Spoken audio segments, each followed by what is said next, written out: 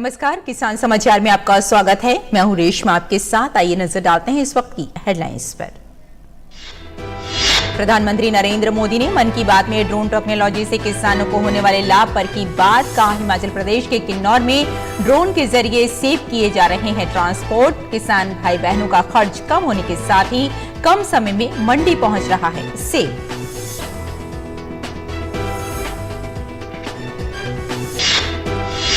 केंद्रीय पशुपालन और डेयरी विभाग ने शनिवार को बेंगलुरु में मनाया राष्ट्रीय दुग्ध दिवस। दुग्ध के क्षेत्र में उत्कृष्ट कार्य हेतु डेयरी किसानों और संगठनों को गोपाल रत्न पुरस्कार से किया गया सम्मानित।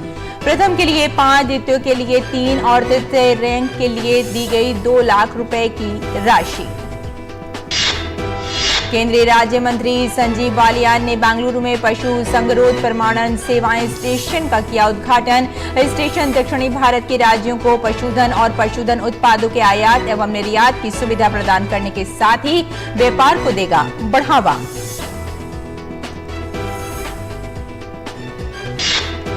रबी फसलों के क्षेत्र में पिछले वर्ष की तुलना में 24.13 लाख हेक्टेयर की वृद्धि। केंद्रीय कृषि मंत्री नरेंद्र सिंह तोमर ने की वरिष्ठ अधिकारियों के साथ रबी फसलों की स्थिति की समीक्षा।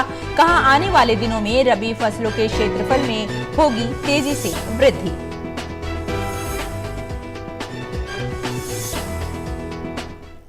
और अब समाचार विस्तार से। प्रधानमंत्री नरेंद्र मोदी ने मन की बात कार्यक्रम में ड्रोन टेक्नोलॉजी से किसानों को हो रहे लाभ के बारे में बात की। उन्होंने कहा कि जब हम टेक्नोलॉजी से जुड़े इनोवेशंस की बात कर रहे हैं तो ड्रोन्स को कैसे भूल सकते हैं। ड्रोन के क्षेत्र में भी भारत तेजी से आगे बढ़ रहा है। कुछ दिनों पहले हमने देखा कि कैसे हिमाचल प्रदेश के किन्नौर में ड्रोन्स के जरिए सेब ट्रांसपोर्ट किए गए। किन्नौर हिमाचल का दूर दराज का जिला है और वहां इस मौसम में भारी बर्फ रहा करती है। इतनी बर्फबारी में किन्नौर का हफ्तों तक राज्य के बाकी हिस्सों से संपर्क बहुत मुश्किल हो जाता है। ऐसे में वहां से सेब का ट्रांसपोर्टेशन भी उतना ही कठिन होता है। अब ड्रोन टेक्नोलॉजी से हिमाचल के स्वादिष्ट किन्नौरी सेब लोगों तक और जल्दी पहुंचने लगेंगे। इससे हमारे किसान भाई बहनों का खर्च कम होगा, सेब समय पर मंडी पहुंच पाएगा, सेब की बर्बादी कम होगी। जब हम टेक्नोलॉजी से जुड़े इनोवेशंस की बात कर रहे हैं तो ड्रोन्स को कैसे भूल सकते हैं। ड्रोन के क्षेत्र में भी भारत तेजी से आगे बढ़ रहा है।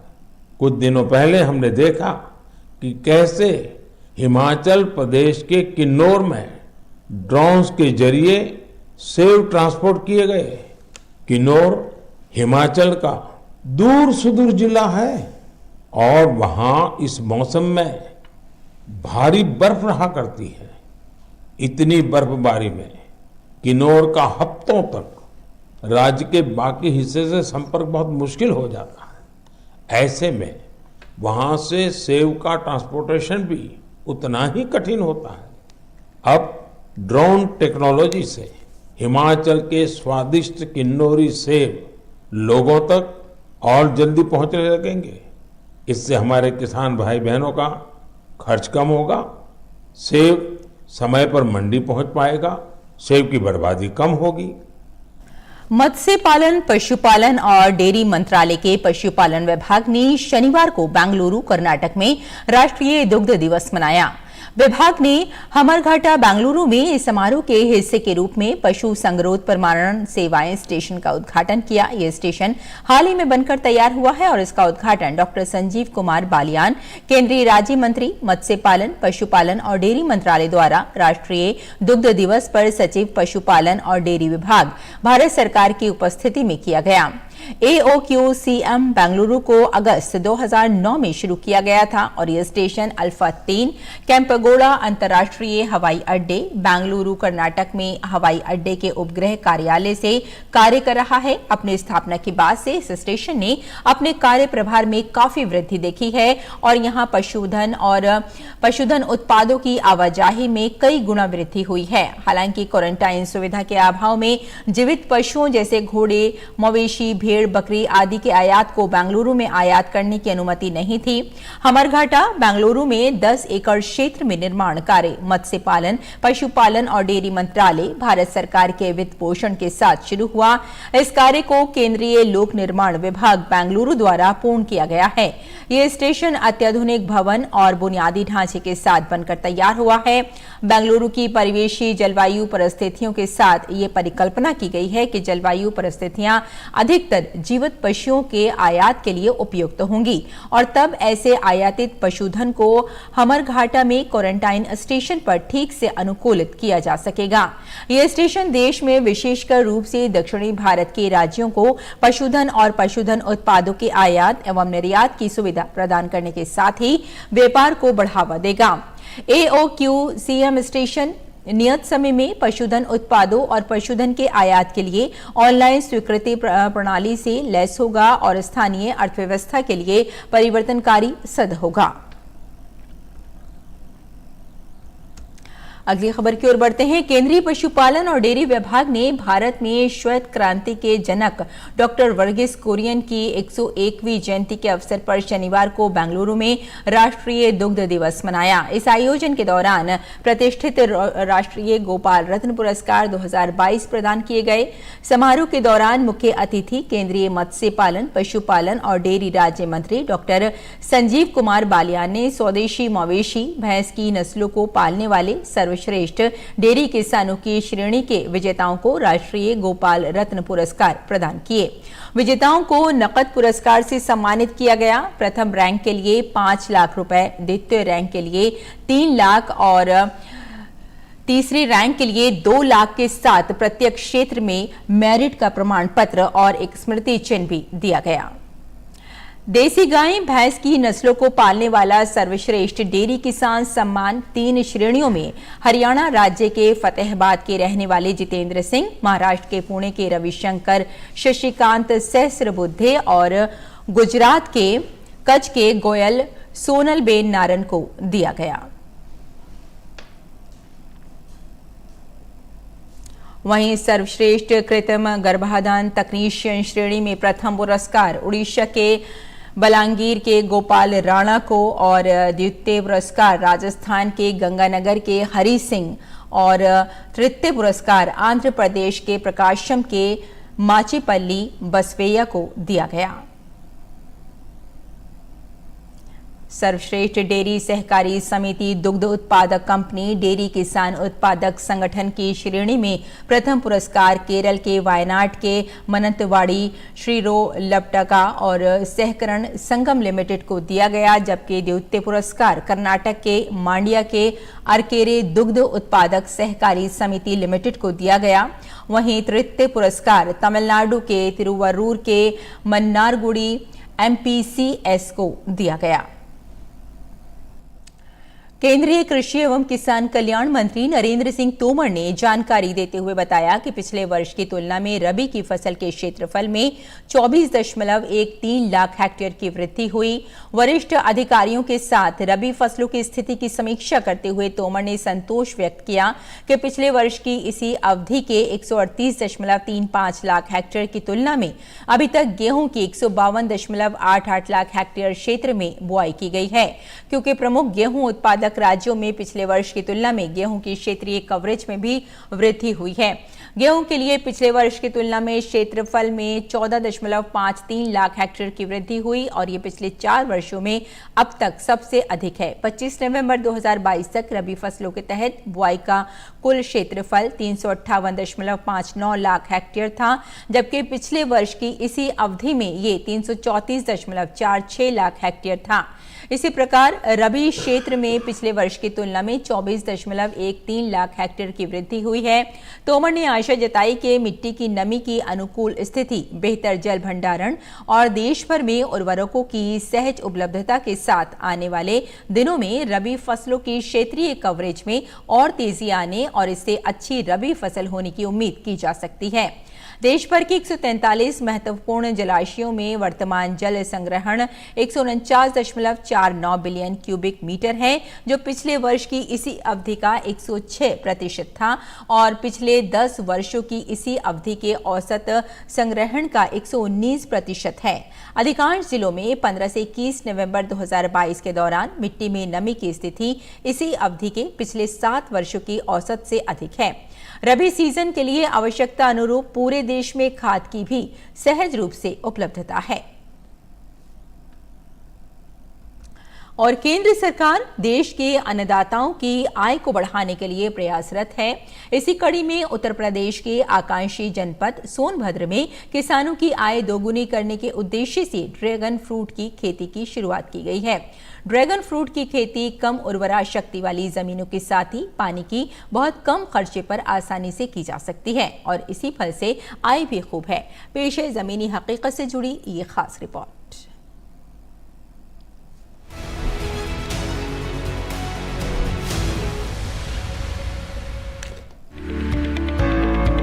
उत्तर प्रदेश के आकांक्षी जनपदों में शामिल सोनभद्र में किसानों की आय दोगुनी करने के उद्देश्य से जिला प्रशासन ने ड्रैगन फ्रूट की खेती का शुभारंभ किया है, ताकि कम पानी और कम उर्वरा शक्ति वाले जमीनों में भी आसानी से इसे उगाकर किसानों की आय बढ़ाई जा सके।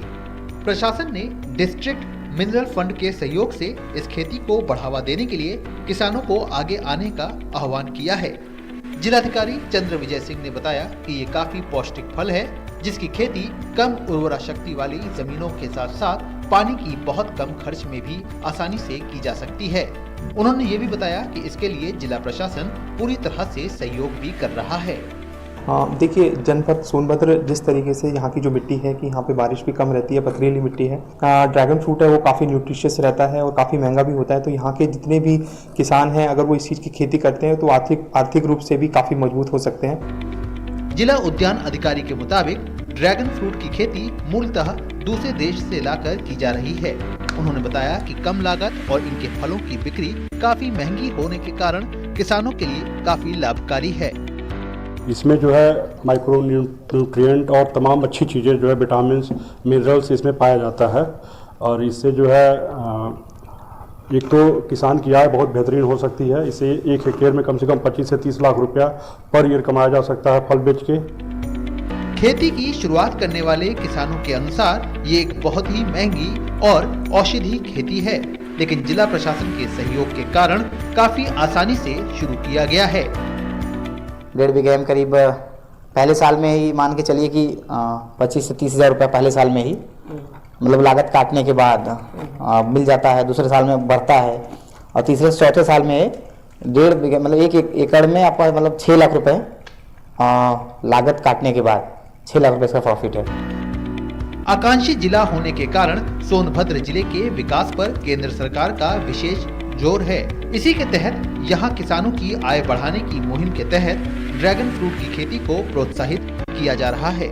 यह खेती किसानों के लिए काफी लाभदायक भी है। ड्रैगन फ्रूट की 1 एकड़ में खेती करीब 6 लाख रुपए की बचत है, जो अन्य फसलों से काफी बेहतर है। Bureau report, DD news. और आइए अब जान लेते हैं देश भर की मंडियों का भाव।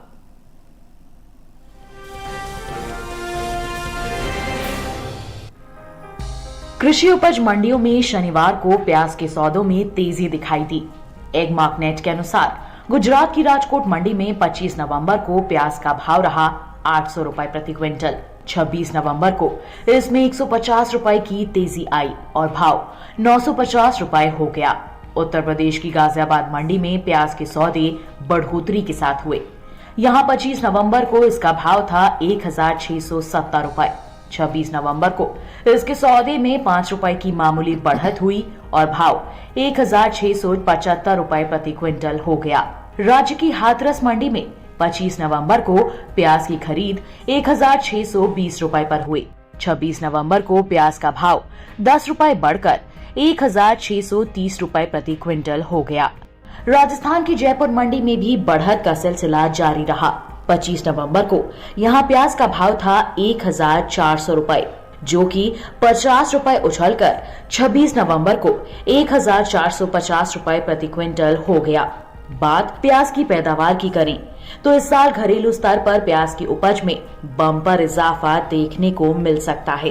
कृषि मंत्रालय की ओर से बागवानी फसलों के लिए जारी तीसरे अग्रिम अनुमान के मुताबिक देश में प्याज की उपज बीते साल से ज्यादा होने की उम्मीद है। साल 2021-22 के दौरान प्याज की कुल उपज 3,12,70,000 टन रहने का अनुमान जताया गया है, जबकि बीते साल की समान अवधि के दौरान प्याज की पैदावार 2,66,41,000 टन रही थी।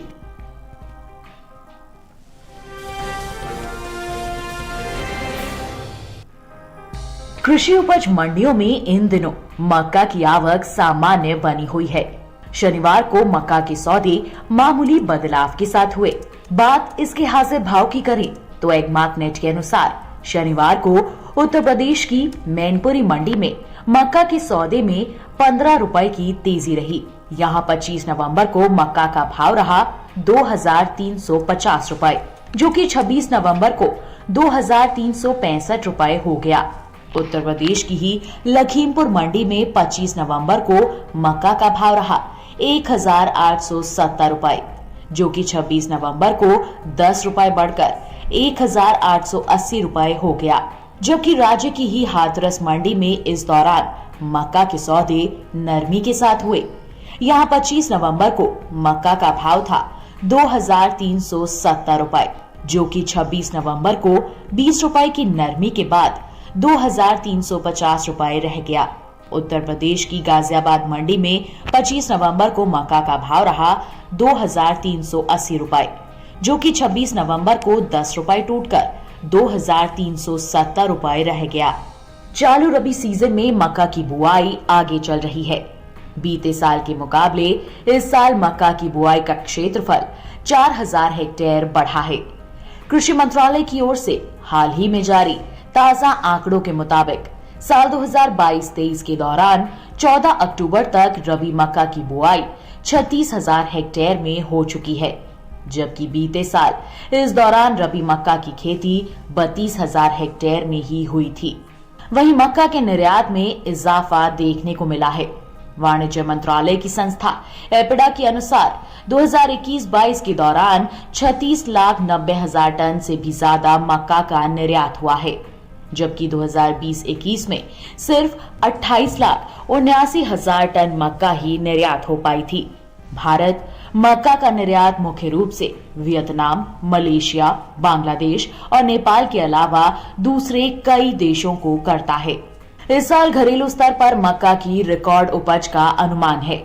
मक्का की पैदावार बीते साल के मुकाबले 1,86,000 टन ज्यादा हो सकती है। कृषि मंत्रालय की ओर से खरीफ फसलों के लिए जारी पहले अग्रिम अनुमान के मुताबिक मक्का की कुल पैदावार 23,10,000 टन के पार जा सकती है, जबकि बीते साल मक्का की उपज 21,24,000 टन की रही थी।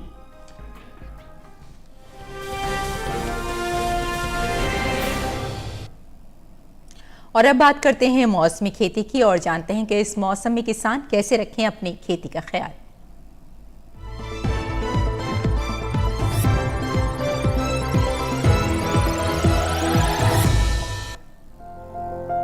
अरुणाचल प्रदेश में मूंग की कटाई करें, यहीं सरसों की बुआई कर सकते हैं।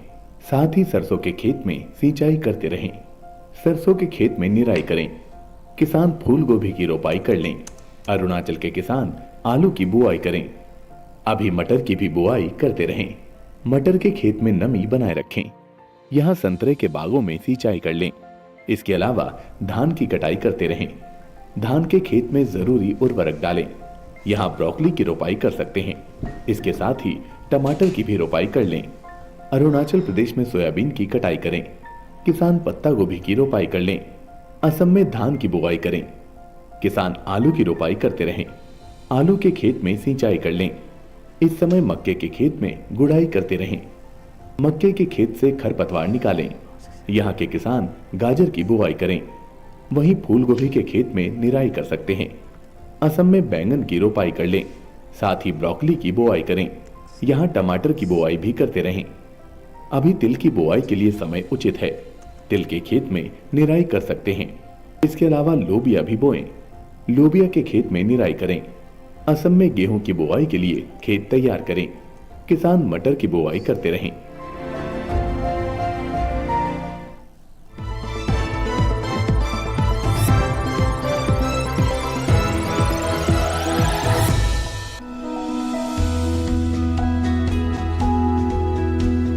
शिमला मिर्च की बुआई का समय चल रहा है। सर्दी का मौसम इसकी खेती के लिए उपयुक्त माना जाता है। वैसे शेड में 12 महीने इसकी खेती की जा सकती है। इसकी खेती के लिए सबसे पहले नर्सरी लगाई जाती है। नर्सरी तैयार होने पर इसे मुख्य खेत में रोप दिया जाता है। ज्यादातर हरी शिमला मिर्च बाजार में दिखाई देती है, वरना लाल और पीली शिमला मिर्च की भी अच्छी मांग है। रोपाई करते समय ध्यान रखें कि पौध से पौध की दूरी 45 सेंटीमीटर और कतार से कतार की दूरी 7 सेंटीमीटर रखें। रोपाई के तुरंत बाद पौध में हल्की सिंचाई जरूर कर लें। उसके बाद 10 से 15 दिन के अंतराल पर फसल में सिंचाई करते रहें। इससे फसल की अच्छी बढ़वार में मदद मिलेगी। सर्दियों में पाले से फसल को नुकसान हो सकता है। पाला लगने से पौध सूख जाती है और झुलस जाती है। इससे बचाव के लिए पौध में सिंचाई जरूर करें। पाला पड़ने पर पौधे में मौजूद पानी जम जाता है और सिंचाई करने से ऐसी स्थिति से बचा जा सकता है। इसके अलावा पाले से फसल को बचाने के लिए 2 ग्राम सल्फर को 1 लीटर पानी में मिलाकर छिड़काव करें। सल्फर के छिड़काव से पौधों में गर्मी बनी रहेगी। इसके अलावा शिमला मिर्च की फसल में सफेद मक्खी के हमले का खतरा रहता है। इससे बचाव के लिए दवा का छिड़काव विशेषज्ञ की सलाह से ही करें। इसके अलावा सफेद मक्खी से बचाव के लिए नेट हाउस में शिमला मिर्च की रोपाई करना बेहतर रहता है।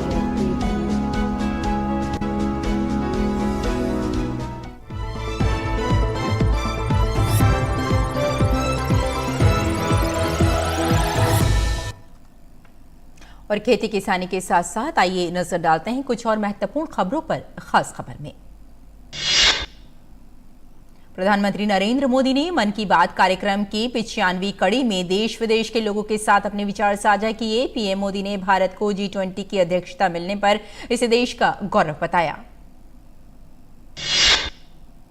प्रधानमंत्री नरेंद्र मोदी ने शनिवार को राष्ट्रपति द्रौपदी मुर्मू से राष्ट्रपति भवन में शिष्टाचार मुलाकात की। राष्ट्रपति के औपचारिक ट्विटर हैंडल पर इसकी जानकारी दी गई। गुजरात विधानसभा चुनाव के पहले चरण में अब 3 दिन का समय बाकी है। चुनाव प्रचार के अंतिम दौर में राजनीतिक दलों ने पूरी ताकत झोंक दी है। गुजरात विधानसभा चुनाव को लेकर कांग्रेस और आम आदमी पार्टी भी पूरे जोर शोर से प्रचार कर रही है। गुजरात के अहमदाबाद में भाजपा के वरिष्ठ नेता अनुराग सिंह ठाकुर ने प्रेस वार्ता कर कांग्रेस पर जमकर हमला बोला और प्रधानमंत्री नरेंद्र मोदी सरकार की उपलब्धियां गिनाई। भाजपा के सह प्रभारी आशीष सूद ने दिल्ली में पत्रकार वार्ता को संबोधित किया। उन्होंने आम आदमी पार्टी पर जमकर प्रहार किया। उन्होंने कहा कि अरविंद केजरीवाल और उनकी पार्टी देश में वैक्सीन के संदर्भ में दुष्प्रचार कर रहे थे। दिल्ली में भाजपा के राष्ट्रीय अध्यक्ष जेपी नड्डा वजीरपुर औद्योगिक क्षेत्र में दिल्ली भाजपा के जनसंपर्क अभियान में शामिल हुए। उन्होंने कहा कि आज देश आगे बढ़ रहा है, लेकिन दिल्ली में जो विकास होना चाहिए था वो विकास से वंचित है। दिल्ली के प्रगति मैदान में चल रहे 41वें इंडिया इंटरनेशनल ट्रेड फेयर का रविवार आखिरी दिन। इस बार मेले में प्रतिदिन बड़ी संख्या में प्रदर्शक पहुंचे। मेले में इस बार नई कंपनियां भी नजर आईं। काशी तमिल संगमम में शामिल होने के लिए तमिलनाडु से चौथा जत्था काशी पहुंच चुका है। इस समूह में वाराणसी आ रहे लोगों ने बाबा विश्वनाथ के दर्शन किए। तो किसान समाचार में फिलहाल इतना ही। अनुमति दें। नमस्कार।